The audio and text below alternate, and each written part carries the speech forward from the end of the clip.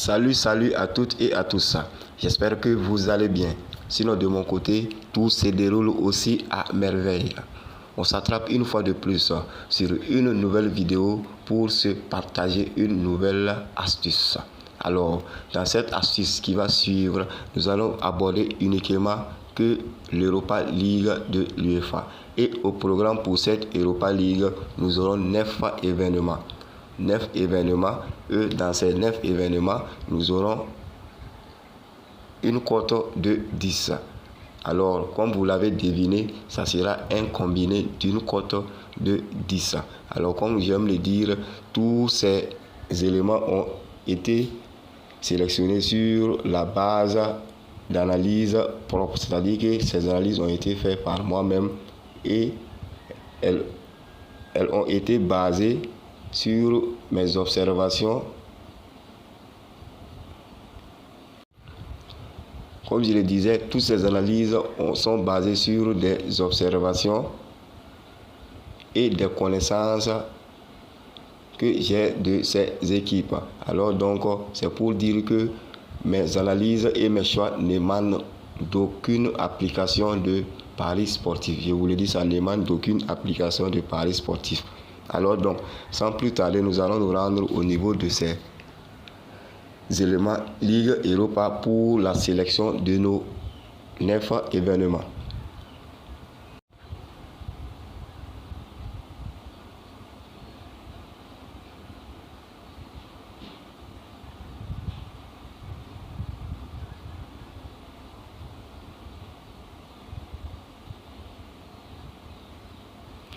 Alors donc, voici les matchs de cette 10 Ligue Europa. Alors donc, nous allons commencer par notre premier match qui est le match entre Fenerbahçe et le Stade Rennais.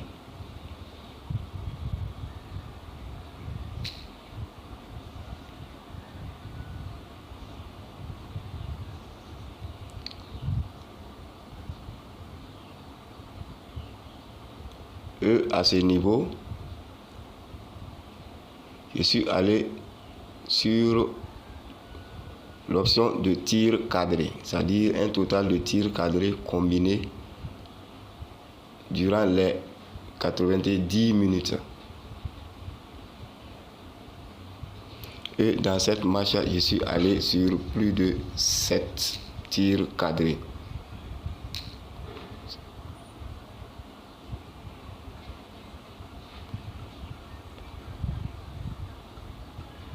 C'est-à-dire que si le match part à plus de 7 tirs cadrés, soit 8 tirs cadrés, nous allons gagner cette option. Et au cas où le match se limiterait à un total de 7 tirs cadrés, on sera remboursé. Alors cette option a été choisie car sur le match précédent, il y a eu au total 7 tirs cadrés. C'est pour cela que vous voyez, eux, ils se sont limités aussi à 7, ou je peux dire ils ont débuté par 7. Mais sur ce match à venir, où le match doit se jouer au Fenerbahçe,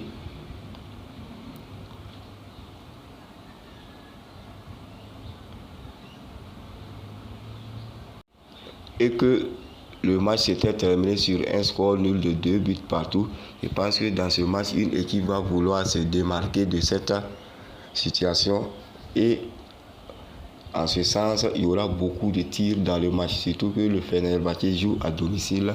Elle essaiera de faire plaisir à ses supporters en dominant le match jusqu'au bout. Alors, raison pour laquelle je suis allé sur ces 7 tirs, plus de 7 tirs cadrés.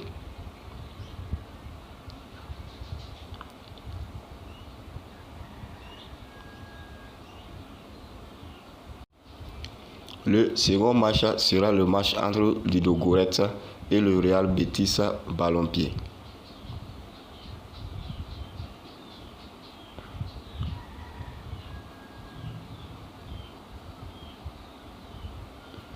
À ce niveau, je suis juste allé sur un total de cartons jaunes combinés durant les 90 minutes, soit plus de 3,5 cartons jaunes. Alors pourquoi cette option? Car si vous connaissez bien ces deux équipes, vous n'êtes pas sans ignorer que c'est des équipes qui font beaucoup de fautes. Et une fois qu'on fait beaucoup de fautes, ça suppose qu'on prend également beaucoup de cartons jaunes. Et même si le match allait entre ces deux équipes, je pense qu'il y a plus au minimum 8 cartons jaunes si je ne me trompe pas dans le match. Alors sur ce match encore, je pense que 4 cartons jaunes sera au minimum pris au cours de ces 90 minutes. Pour la suite, nous allons aller sur le match entre Malmo et l'Union Saint-Gilloise.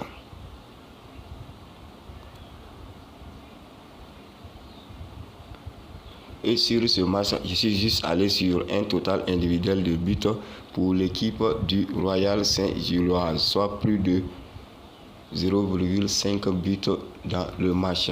Alors ici, j'ai pris cette option car cette équipe du Royal d'Union Saint-Gilloise est très en forme actuellement. C'est une équipe belge, mais qui est très en forme au niveau du championnat et aussi au niveau de l'Europa League. Et je pense que sur ce match, marquer un but face à Malmo sera facilement fait par cette équipe. Nous allons maintenant nous rendre sur notre prochain événement.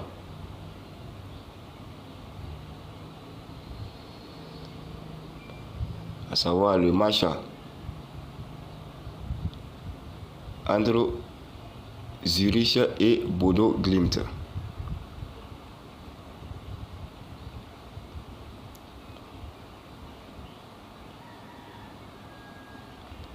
À ce niveau, nous allons aller sur l'option au moins une équipe va marquer plus de 1,5 buts. C'est-à-dire qu'il faut que dans le score, on ait 2 buts pour une équipe.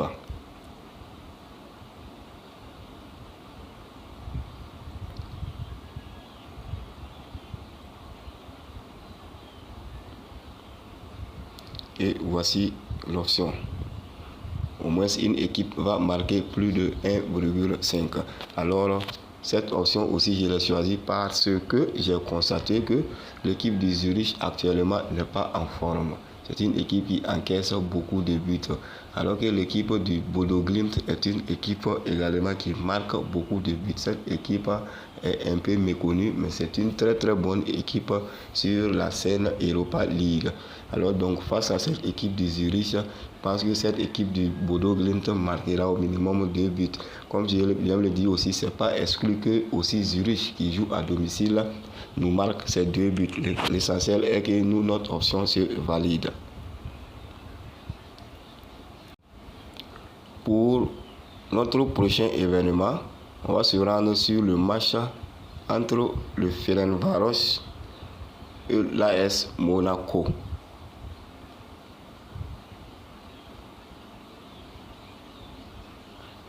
Et ici, je suis allé sur un total simple de plus de 2 buts dans le match. Il faut soit 3 buts seulement pour valider cette option.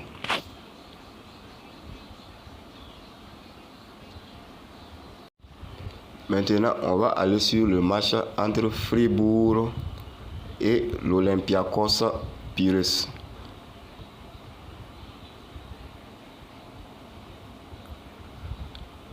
À ce niveau, je suis allé sur un total temps réglementaire de buts de plus de 2 buts, c'est-à-dire 3 buts dans la rencontre. Alors aussi, j'ai sélectionné cette option car j'ai constaté que cette équipe de Fribourg de cette année sur la scène européenne est très en forme. Alors que l'équipe de l'Olympiakos ne trouve pas ses repères dans cette compétition de cette année. Alors donc, étant donné que Fribourg joue à domicile,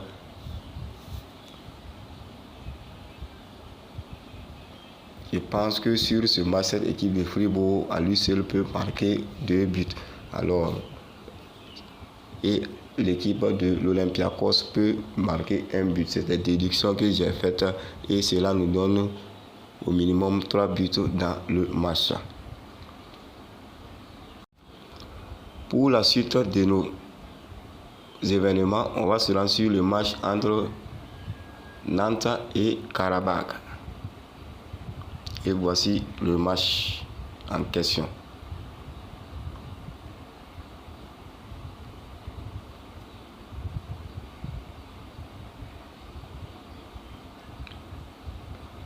À ce niveau, je suis juste allé sur un total individuel de buts de plus de 0,5 pour l'équipe du Nantes.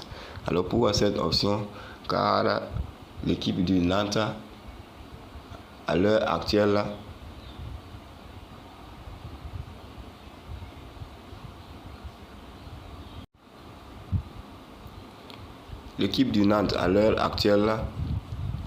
est méconnaissable tant en championnat et aussi sur la scène européenne. Au match aller, cette équipe a pris une lourde défaite face au Karabakh. Alors je pense que étant donné que le match doit se jouer chez eux à domicile, elle essayera au moins de sauver son honneur en marquant un but devant ses supporters.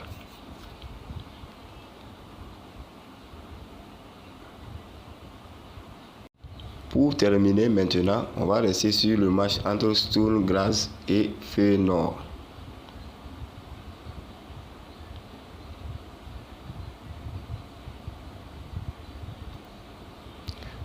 À ce niveau, mes intuitions m'ont envoyé sur un total de plus de 2 buts dans le match, c'est-à-dire 3 buts et c'est validé. Alors donc, voilà réunis les 9 événements. Et pour ce qui est de la cote, comme vous pouvez le constater, il avait précisé au départ, c'est une cote de 10. Une cote de 10,383 sur 9 événements. Peut-être que la cote connaîtra des variations au cours du temps. Alors donc, le code de cette astuce est PNLRK. PNLRK.